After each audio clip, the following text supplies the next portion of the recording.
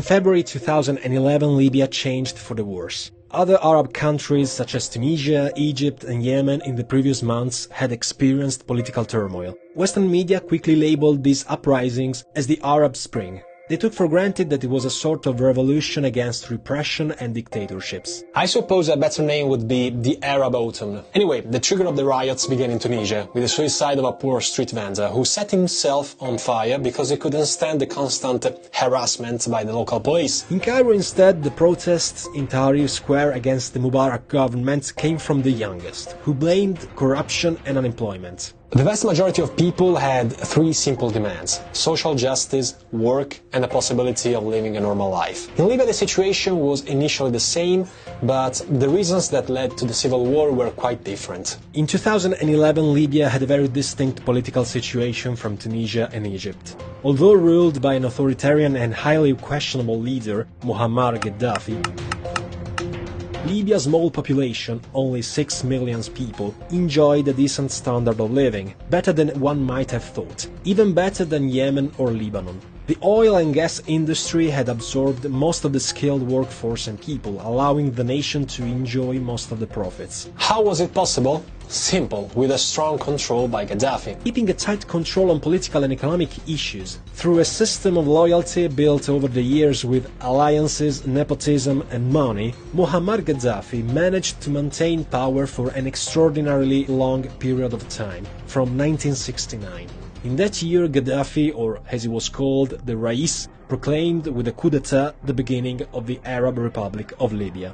After surviving several attacks by the US in the 80s, Gaddafi gradually normalized his relation with the West, and by the early 2000s he was seen as a tough head of state. Some European leaders even tolerated him with an unwritten pact: you don't give us any trouble with migrants, and we'll just leave you alone. So at that time in Libya there weren't significant riots, and the popular dissent was limited to some extremist elements. Anyway, the Tunisian and Egyptian revolts had convinced one of the Arab Gulf countries, Qatar, that it was possible to overthrow Gaddafi's power from the outside by relying on the help of moderate Islamic forces in Libya. The Emirate of Qatar presented itself to the world as a country in favor of the fall of the North African dictatorships, so to gain an area of influence in the region. The reason was pretty simple: to stand out and prevail against its nemesis, Saudi Arabia. While Saudi Arabia was traditionally protecting radical and ultra-conservative Islamist forces, such as the Wahhabis and Salafists, Doha supported and financed more moderate and actively committed Islamic fundamentalist groups, like the Muslim Brotherhood in Egypt, a fringe group that Saudi Arabia or the United Arab Emirates had always considered an existential threat. February 16 and 17, aka the Days of Wrath, as they were called, were completely unexpected, especially in the eyes of many analysts who knew that Libya was one of the most stable states in the region. Even Gaddafi was taken by surprise and reacted with confusion. Everything started in the east, in Cyrenaica, in the city of Benghazi. It was very clear that the events that were happening in the east of Cyrenaica were something different from a simple revolt, and much more complex than a simple local insurrection. This was proven by facts, such as the coordinated actions and the large availability of weapons that circulated. Things that clearly demonstrated the presence of a plan at the base of everything. We shouldn't underestimate the quick reactions of some European governments, in particular the French and British, who instantly supported the rebels. More specifically, former French President Nicolas Sarkozy had been convinced by his personal advisor and friend, Bernard-Henri Lévy, that in Libya, with the rise of the so-called Arab Spring, there was a window of opportunity to overthrow Gaddafi's as well. An opportunity that could have offered the French access to a very rich market for both the energy and military sectors. On TV, newspapers and radios, a narrative began to spread around the Libyan crisis, based on the logic that Gaddafi's regime was repressing in blood a peaceful and popular revolt. This narrative began spreading from Qatar, which broadcasted images of violence, destruction, anger and death in a systematic manner, to the point of convincing European public opinion that Gaddafi had unleashed a massacre with the aim of maintaining his power and privileges. The Qatari news described how the Libyan Air Force indiscriminately bombed the urban areas of Cyrenaica, creating thousands of victims among civilians. Beyond this, the media spoke of mercenaries under Gaddafi's payroll who were stuffed with Viagra and were guilty of raids and rapes against the population, something that actually wasn't proven at all. So as you watch the videos tonight and watch the program tonight, ask yourself this: who do you believe? A dictator's words or your own eyes and ears? Ironically, however, most Libyans refrained from participating in the uprisings. They basically feared reprisal from the regime. Their passiveness allowed Gaddafi's troops to recapture most of the country in a few weeks and move quickly towards Benghazi to crush the rebellion once and for all. Faced with an almost certain defeat, the rebels of Cyrenaica requested the military intervention of the West. On March of the same year, a hesitant NATO, as well as an even more reluctant United States, were involved in a brief but significant mission, Operation Odyssey Dawn. The Libyan Air Force was wiped out, and Gaddafi forces were stopped before entering Benghazi. According to unofficial sources, there would have been an agreement between NATO, the United Arab Emirates and Qatar before starting the raid. An agreement signed only one day before Qatar acknowledged the official nature of the CNT, that is the National Council of Transition Against Gaddafi. According to some, UAE involvement in Libya, for example, would allow Abu Dhabi to deepen its strategic relations with France. Others said that Qatar was prone to agree because it could benefit from exclusive access to some of the Libyan oil reserves. They would trade it on behalf of the new Libyan government that would have risen after Gaddafi. But Qatar was hardly the only voice in the oil business. Already in April 2011, French companies expressed their willingness to settle in the country.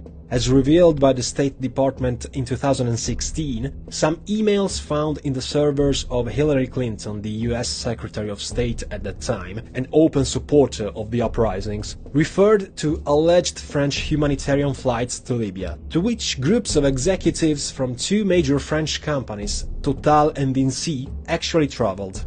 As stated by a close Clinton advisor in one of these emails, French intelligence agents had described Sarkozy's interest in Libya as being based on the desire to obtain a greater share of oil production.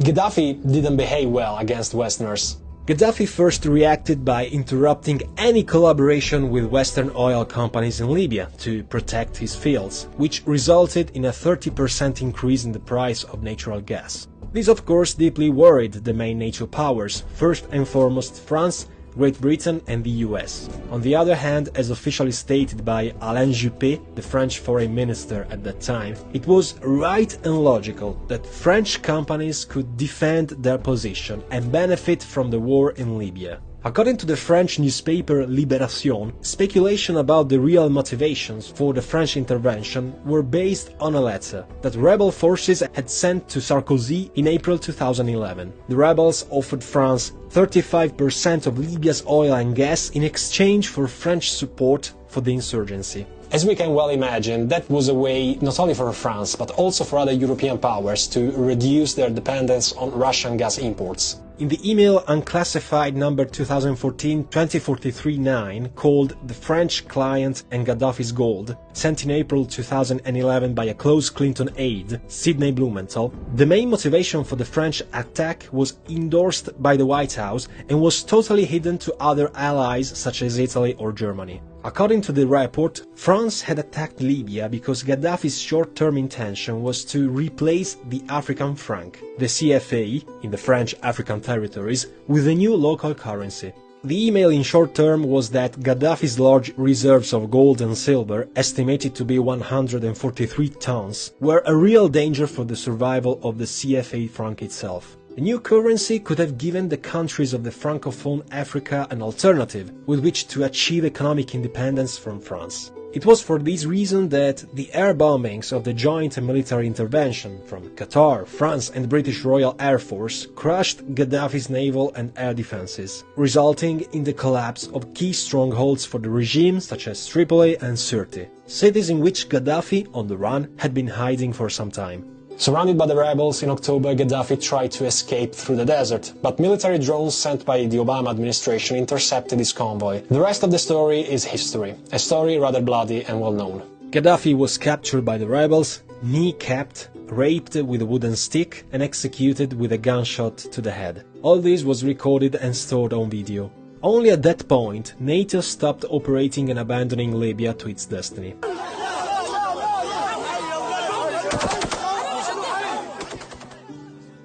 But once the old master Gaddafi was dead, the race for the Libyan resources had just begun. US sources stressed to the various departments the importance of not allowing countries such as Turkey or Italy to invade the field designated for US, France and Qatar. The death of Gaddafi aroused mixed reactions in Libya. There were those who rejoiced, those who were still attached to the memory of the old leader, and those who knew that the future crisis would make the old regime be regretted. What resulted from the fall of Gaddafi was dictated by the historical dualism that separated Cyrenaica and Tripolitania, a polarization that led to a de facto separation in two of Libya. With the rise of Islamist groups and small local gangs, around 300 of them, and with the breakup of the old alliances between the various tribes in the southern part of the country, Libya turned into anarchy, where no one was actually in power anymore and where everyone had its own interest. History teaches us that Libya has been torn by two civil wars. The first ended with the death of Gaddafi in October 2011, and the second began in 2014 and still ongoing. The truth is that the war has never ended. It always went on. And from the Arab Spring, Libya moved to the Arab Winter. Prior to the revolution, Libya boasted Africa's largest oil reserves. Oil, which once accounted for 96% of the country's income, is now just a memory. From a peak of at least 1.5 million barrels a day before the war, Libya is now lucky if it can export a quarter of that. The old Libyan motto used to be freedom and unity. Well, let's hope again that it will become so again, as soon as possible.